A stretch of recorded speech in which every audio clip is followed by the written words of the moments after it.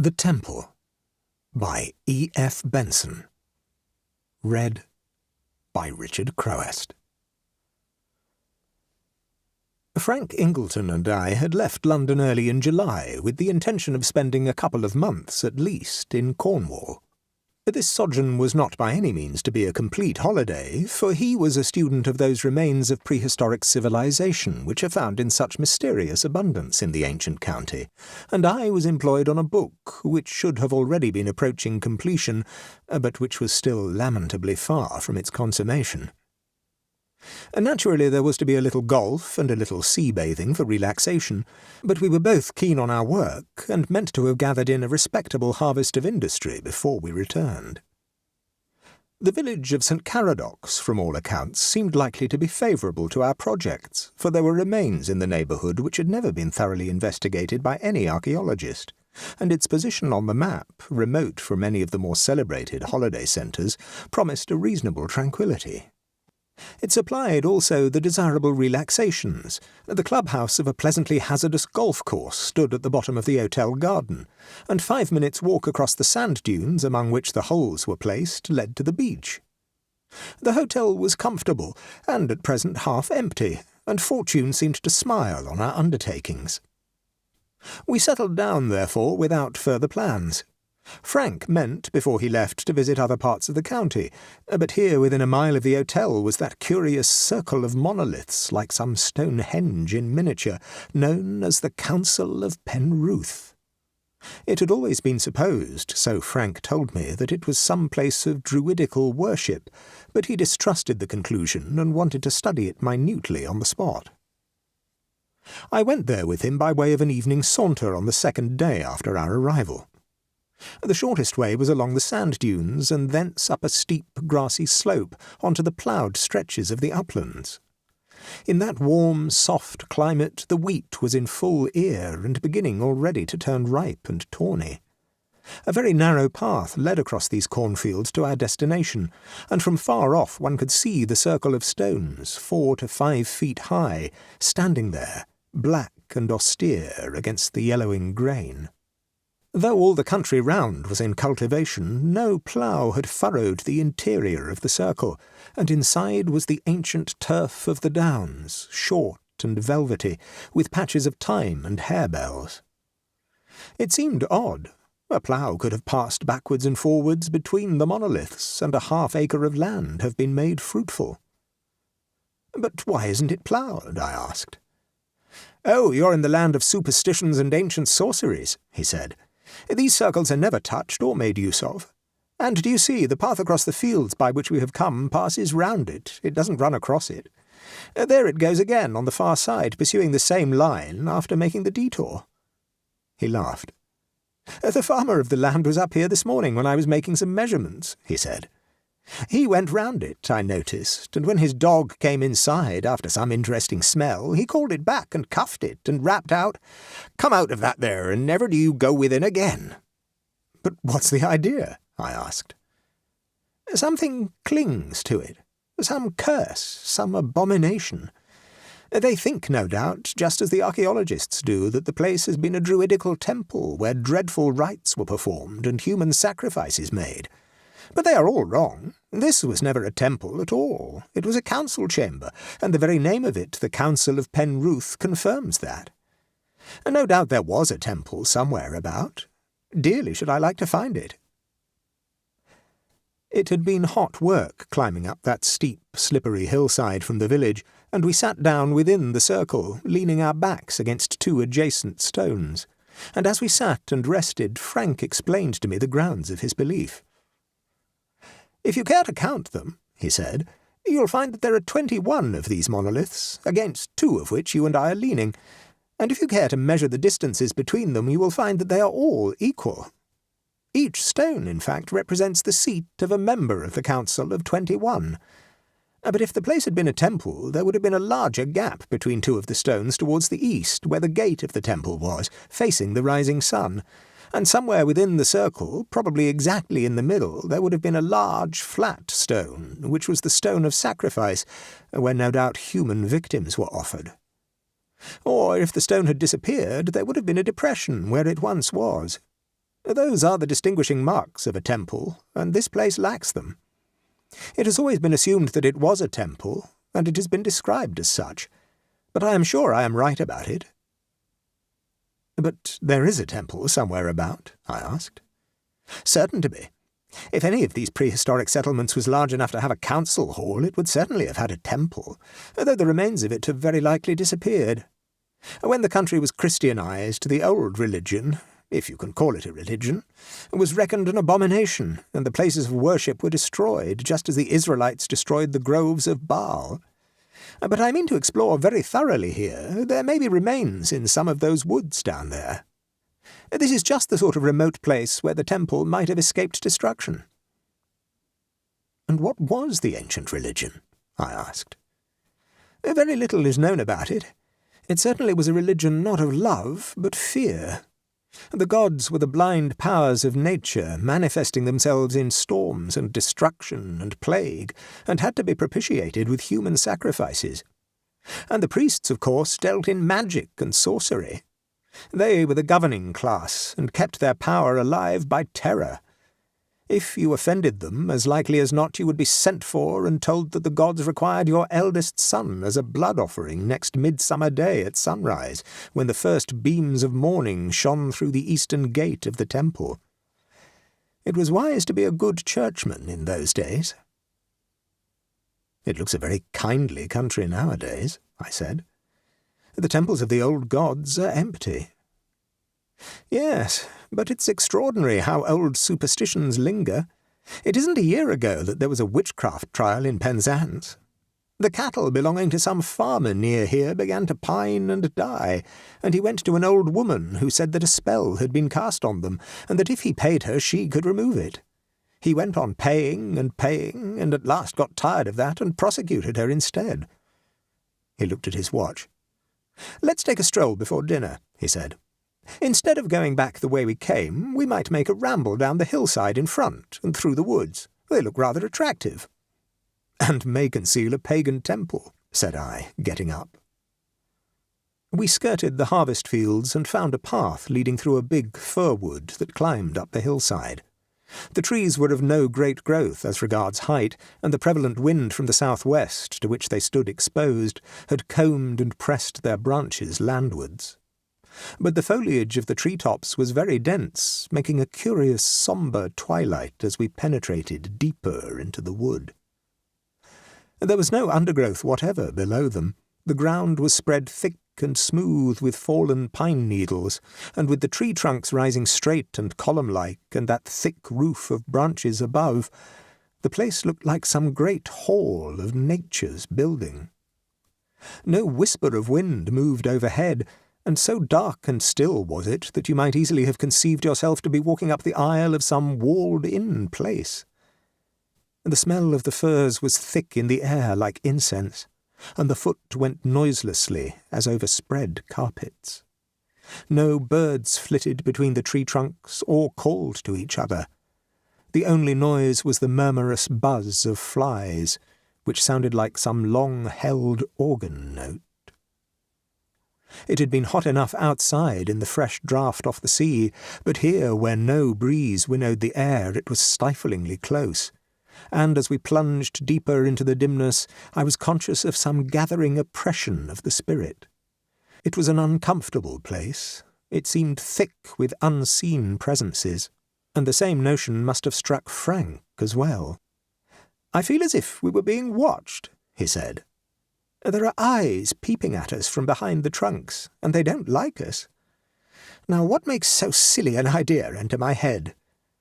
"A grove of Baal, is it?" I suggested.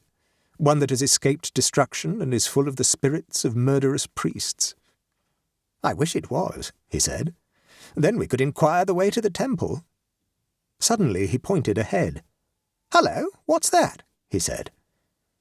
I followed the direction of his finger, and for 1/2 second thought I saw the glimmer of something white moving among the trees. But before I could focus it, it was gone.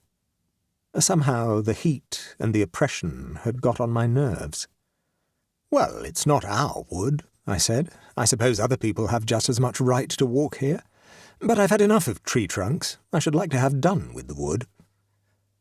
Even as I spoke, I saw it was getting lighter in front of us. Glimmers of day began to show between the thick-set trunks, and presently we found ourselves threading the last row of the trees. The light of day poured in again, and the stir of the sea breeze. It was like coming out of some crowded and airless building into the open air. We emerged into a delectable place. A broad stretch of downland turf was spread in front of us, smooth and ancient turf like that in the circle, jewelled with thyme and centaury and bugloss. The path we had been following lay straight across this, and dipping down over the edge of it, we came suddenly on the most enchanting little house, low and 2-storied, standing in a small enclosure of lawn and garden beds. The hill behind it had evidently once been quarried, but long ago, for now the sheer sides of it were overgrown with a tangle of ivy and bryony, and at their base lay a pool of water. Beyond and bordering the lawn was a copse of birches and hornbeams, which half encircled the clearing in which stood house and garden. The house itself, smothered in honeysuckle and climbing fuchsia, seemed unoccupied, for the chimneys were smokeless and the blinds drawn down over the windows. As we turned the corner of its low fence and came onto the front of it, the impression was verified, for there by the gate was a notice proclaiming that it was to be let furnished, and directing that application should be made to a house agent in St. Caradocs. "But it's a pocket paradise," said I. "Why shouldn't we—" Frank interrupted me. "Of course there's no reason why we shouldn't," he said. "In fact, there's every reason why we should. The manager at the hotel told me they were filling up next week and wanted to know for how long we should stop. We'll make inquiries tomorrow morning and find the agent and the keys." The keys next morning revealed a charm within that came up to the promise of what we had seen without. And, what was as wonderful, the agent could provide our staff as well. This consisted of a rotund and capable Cornish woman, who, with her daughter to help her, would arrive early every morning and remain till she had served our dinner, and then go back to her cottage in St. Caradocs. If that would suffice us, she was ready to be in charge as soon as we settled to take the little house. It must be understood, however, that she would not sleep there. Without making any further inquiries, the assurance that she was a clean and capable cook, and competent in every way, was enough, and 2 days afterwards we entered into possession. The rent asked was extraordinarily low, and my suspicious mind, as we went through the house, visualized an absence of water supply or a kitchen range that, while getting red hot, left its ovens as in the chill of an Arctic night. But no such dispiriting discoveries awaited us. Mrs. Fennel turned taps and manipulated dampers, and, scouring capably through the house, pronounced on her solemn guarantee that we should be very comfortable. "But I go back to my own house at night, gentlemen," she said, "and I promise you the water will be hot and your breakfast ready for you by 8 in the morning." We entered that afternoon. Our luggage had been sent up an hour before, and when we arrived the portmanteaux were already unpacked and clothes bestowed in their drawers, and tea ready in the sitting-room. It and its adjoining dining-room, with a small parquet hall, formed the ground-floor accommodation. Beyond the dining-room was the kitchen, the convenience of which had already satisfied Mrs. Fennel. Upstairs there were 2 good bedrooms, and above the kitchen 2 smaller servants' rooms, which by our arrangement would be unoccupied. There was a bathroom between the 2 bedrooms, with a door into it from each. For 2 friends occupying the house, nothing could have been more exactly what was wanted, with nothing to spare. Mrs. Fennel gave us an admirable plain dinner, and by 9 o'clock she had locked the outer kitchen door and left us. Before going to bed, we wandered out into the garden, marvelling at our luck. The hotel, as the manager had told us, was already beginning to fill up. The dining-room tonight would have been a cackle of voices, the sitting-room crowded, and surely it was a wonderfully good exchange to be housed in this commodious little tranquillity of a place, with our own unobtrusive establishment that came at dawn and left at night. It remained only to be seen if this paragon, who was so proficient in her kitchen, would be as punctual in the morning. "But I wonder why she and her daughter would not establish themselves here," said Frank. "They live alone down in the village. You'd have thought that they would have shut their cottage up and saved themselves a morning and evening tramp." "Gregariousness," said I. "They like to know that there are people, just people, close at hand, and to right and left. I like to know that there are not. I like—" As I spoke, we turned at the garden gate where the notice that the house was to let had been, and my eyes, quite idly, travelled across the space of open downland to the black fringe of the wood that stood above it, and for a moment, bright and then quenched again like the line of a fire made by a match that has been struck and has not flared, I saw a light there. It was only for a second that it was visible, but it must have been somewhere inside the wood, for against that luminous streak I saw the shape of the fir trunks. "Did you see that?" I said to Frank. "A light in the wood?" he asked. "Yes, it has appeared there several times, just for a moment, and then disappearing again. Some farmer, perhaps, finding his way home." That was a very sensible conclusion, and for some reason that I did not trouble to probe, my mind hastened to adopt it. After all, who was more likely to be passing through the wood than men from the upland farms, going home at closing time from the Red Lion at St. Caradoc's? I was roused next morning out of very deep sleep by the entry of Mrs. Fennel with hot water. It was a struggle to join myself up with the waking world again. I had the impression of having dreamed very vividly of things dark and dim, and of perilous places, and though I had certainly slept for something like 8 hours at a stretch, I felt curiously unrefreshed. At breakfast Frank was more silent than his wont, but presently we were making plans for the day. He proposed to explore the wood again while I was busy with my work. In the afternoon a round of golf would bring us to tea-time. Before he started and I settled down, we strolled about the garden that dozed tranquilly in the hot morning sun, and again congratulated ourselves on our exchange from the hotel. We went down to the pool below the quarried cliff, and there I left him to return to the house, while he, in order to start exploring at once, followed an overgrown path that led into the copse of birch and hornbeam of which I have spoken. But I had not crossed the lawn before I heard myself called. "Come here a minute," he shouted. "I've found something interesting." I retraced my steps, and, pushing through the trees, found him standing by a tall, black granite stone that pushed its moss-green head above the undergrowth. "It's a monolith," he said excitedly. "It's like one of those stones in the circle. Perhaps there has been another circle here, or perhaps it's a stone of the temple. It's deep in the earth. It looks as if it was in place. Let's see if we can find another in this copse." He pushed on into the thick-growing trees to the right of the path, and I, infected with his enthusiasm, made an exploration to the left. Before long I came upon another stone of the same character as the first, and my shout of discovery was echoed by his. Yet another rewarded his hunting, and as I emerged from the copse on the edge of the quarry pool, I found a fifth, standing but fallen forward in a bed of rushes that fringed the water.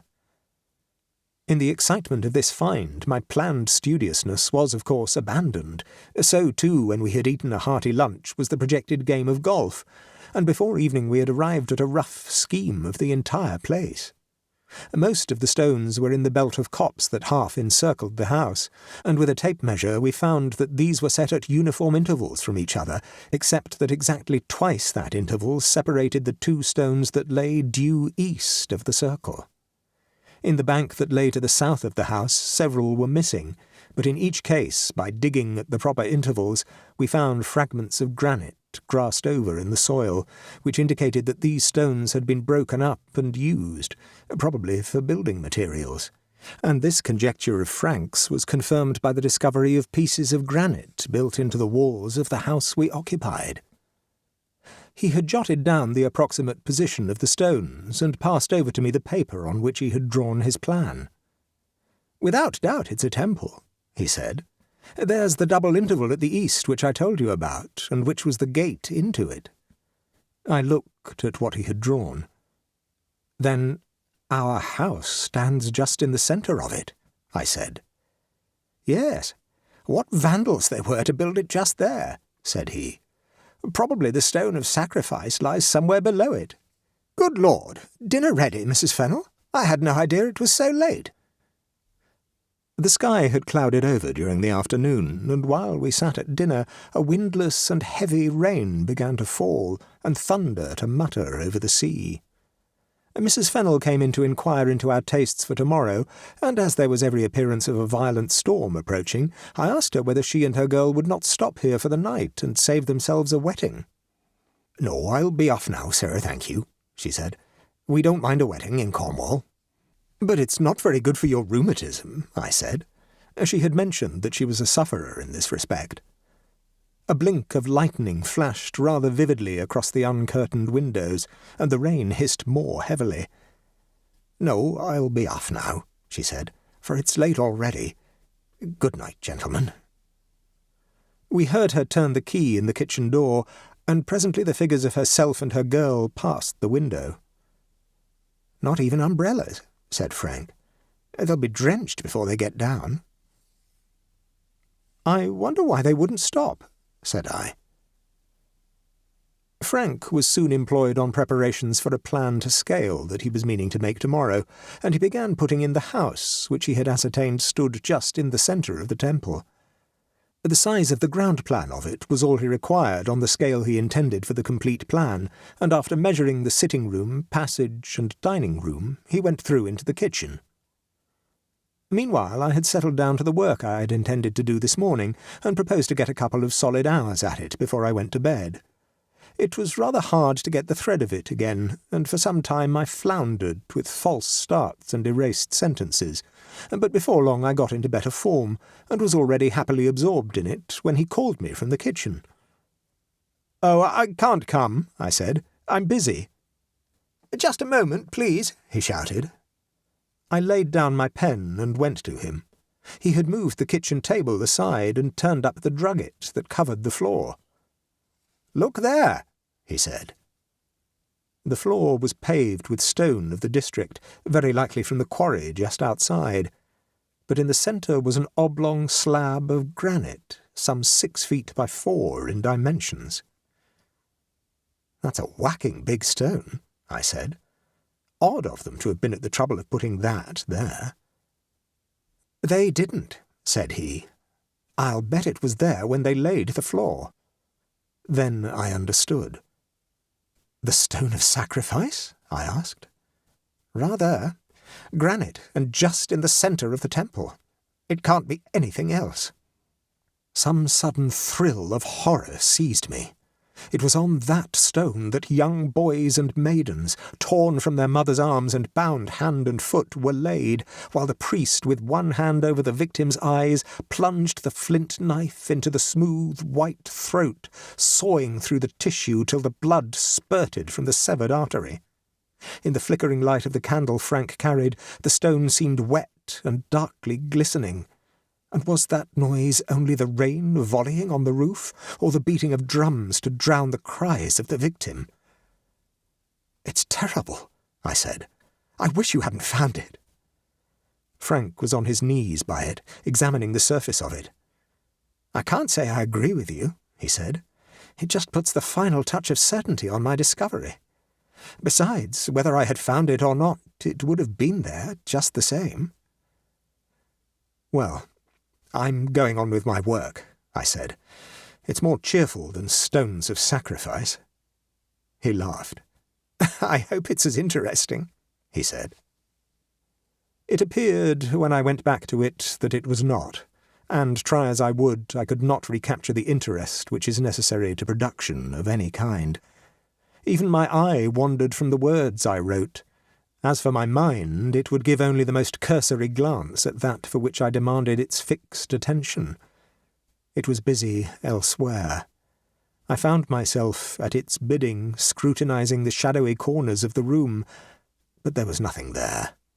And all the time some strange darkness, blacker than that which pressed in upon the house, began to grow upon my spirit.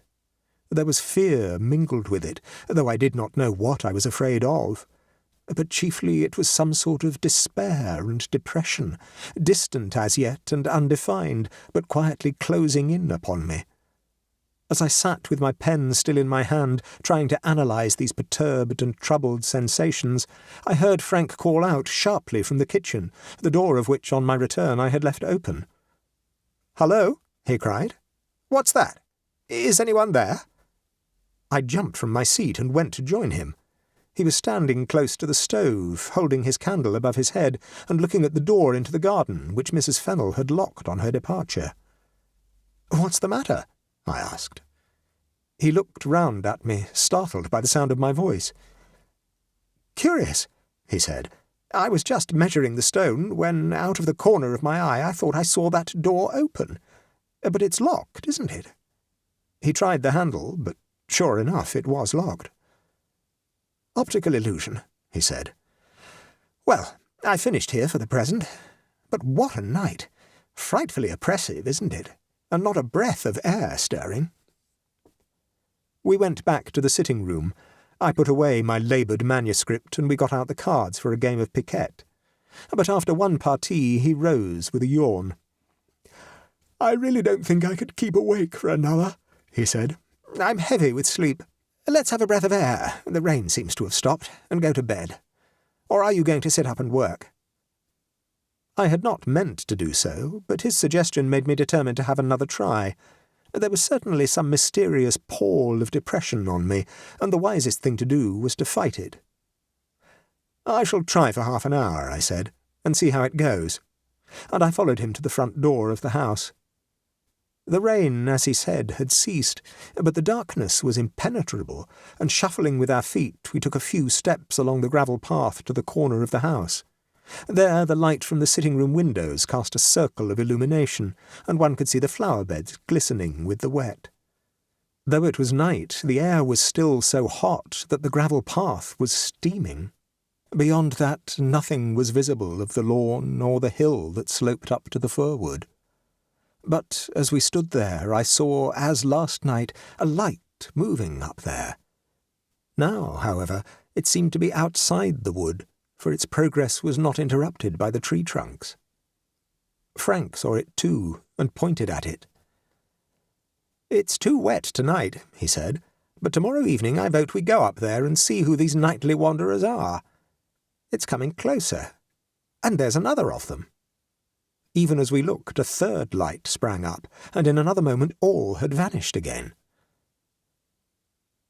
I carried out my intention of trying to work, but I could make nothing of it, and presently I found myself nodding over a page that contained nothing but erasures.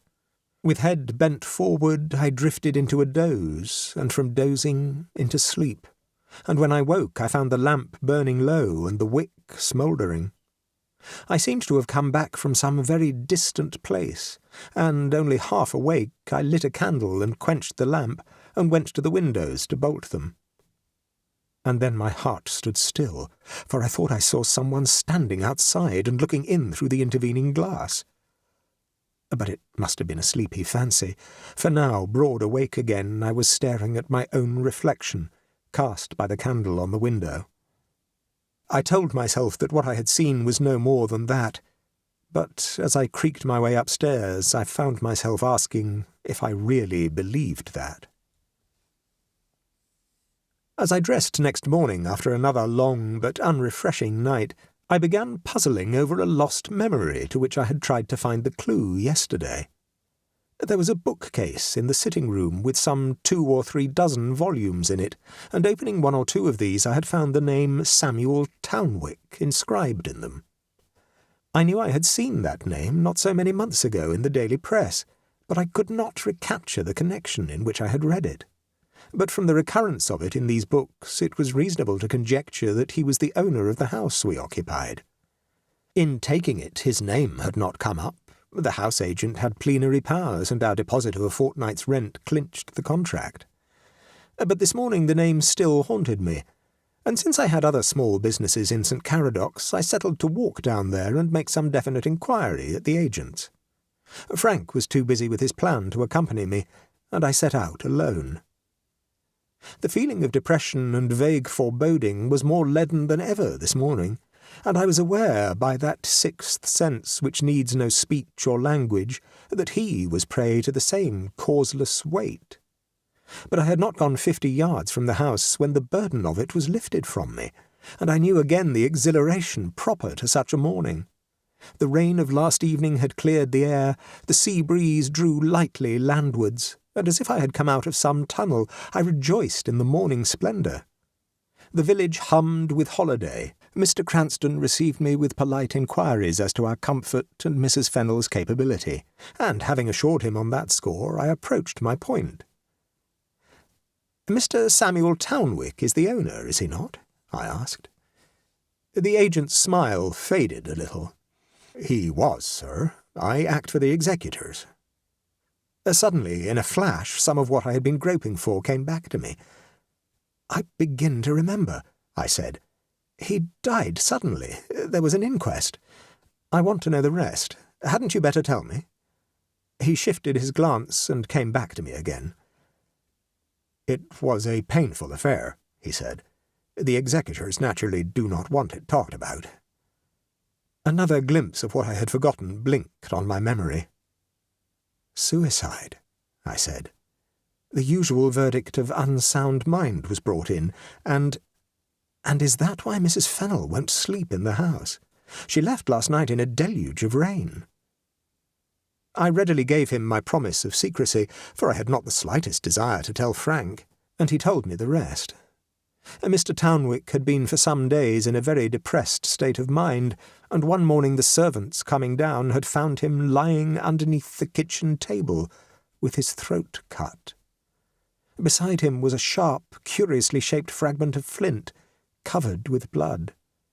The jagged nature of the wound had confirmed the idea that he had sawn at his throat till he had severed the jugular vein.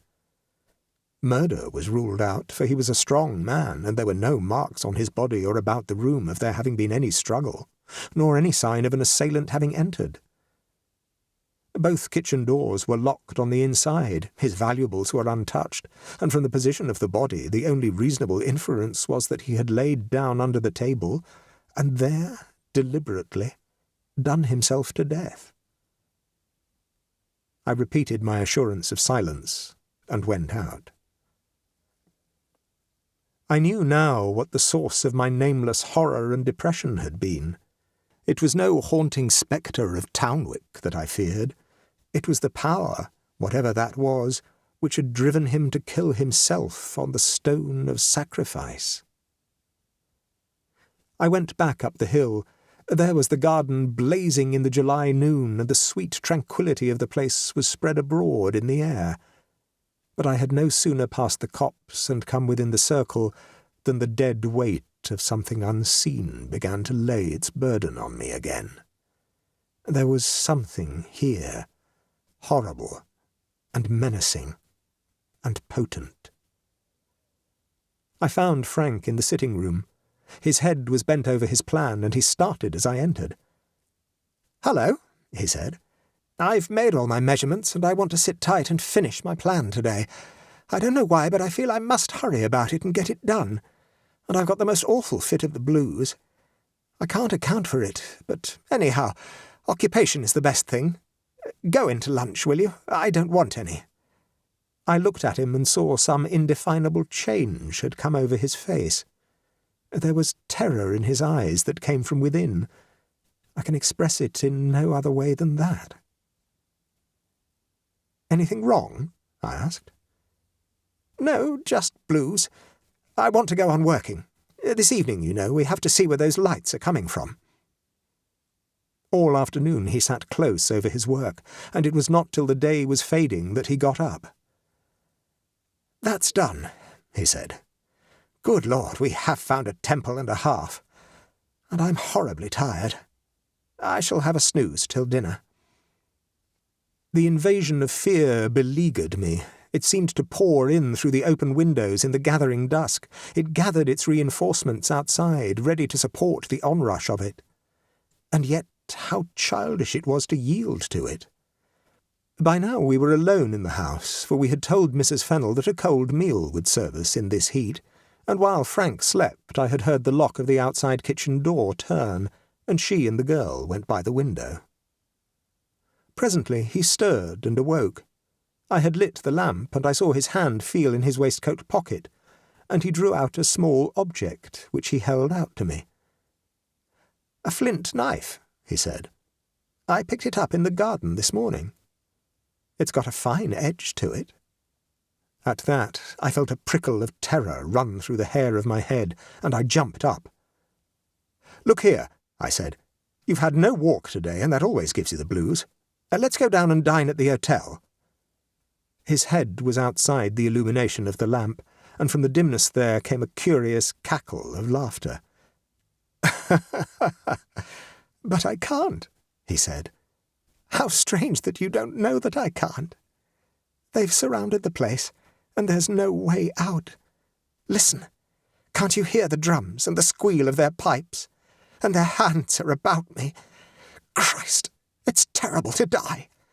He got up and began to move with curious little shuffling steps towards the kitchen. I had laid the flint knife down on the table, and he snatched it up. The horror of presences unseen and multitudinous closed in around me, but I knew they were concentrated not on me but on him. They poured in, not through the window alone, but through the solid walls of the house. Outside on the lawn were lights, moving, slow and orderly. I still had control of my mind. The awfulness and the imminence of what so closely beset us gave me the courage and clearness of despair. I darted from my chair and stood with my back to the kitchen door. "You're not to go in there," I said. "You must come away with me out of this. Pull yourself together, Frank. We'll get through yet. Once outside the garden, we're safe." He paid no attention to what I said. It was as if he did not hear me. He laid his hand on my shoulder, and I felt his fingers press through the muscles and grind like points of steel on the underlying bone. Some maniac force possessed them, and he pulled me aside as if I had been a feather. There was only one thing to be done. With my disengaged arm I hit him full on the chin, and he fell like a log across the floor. Without pausing for a second, I gripped him round the knees and began dragging him, senseless and inert, towards the door. It is difficult to state in words what those next few minutes held. I saw nothing. I heard nothing. I felt no touch of invisible hands upon me, but I can imagine no grinding agony of pain that wrenches body and soul asunder to equal that war of the evil and the unseen that raged about me. I struggled against no visible adversary, and there was the horror of it, for I am sure that no phantom of the dead that die not could have evoked so unnerving a terror. Before those intangible hosts had fully closed in round me and my unconscious burden, I had got him onto the lawn, and it was then that the full stress of their beleaguering might poured in upon me. Strange fugitive lights wavered round me, and muttered voices filled the air, and as I dragged Frank over the grass, his weight seemed to grow, till it was not a man's body that I was pulling along, but something well-nigh immovable, so that I had to tug and pant for breath, and tug again. "God help us both," I heard myself muttering. "Deliver us from our ghostly enemies." And again I tugged and panted for breath. Close at hand now was the ring of enclosing copse where the stones of the circle stood, and I made one final effort of concentration, for I knew that my spirit was spent, and soon there would be no power of fight left in me at all. "In the name of the holiest and by the power of the highest!" I cried aloud, and waited for a moment, gathering what dregs of strength there was still left in me. And then I leaned forward, and the strained sinews of my legs were slackened as the weight of Frank's body moved after me, and I made another step, and yet another, and we had passed beyond the copse, and out of the accursed precinct. I knew no more after that. I had fallen forwards half across him, and when I regained my senses he was stirring, and the dew of the grass was on my face. There stood the house, with the lamp still burning in the window of the sitting-room, and the quiet night was around us, with a clear and starry heaven.